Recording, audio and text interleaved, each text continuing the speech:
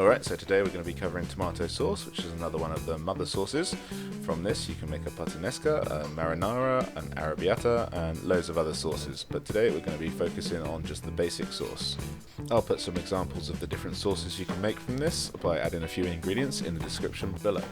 Anyway, to start this we're going to melt our butter over a medium heat, and then we'll dice a couple of onions, throw them in your butter, some celery, peel and chop your carrot, throw that in, crush and peel your garlic, roughly chop and throw that in too, season with a little salt and pepper, give it all a stir together and cook with the lid on for about 10 minutes, stirring occasionally. After 10 minutes you should find that all your veggies started to soften and your onions have gone translucent, so now we can throw in our thyme and our bay leaves, followed by a big pinch of sugar and our tomato paste. Give that a good stir and cook out for 2 or 3 minutes.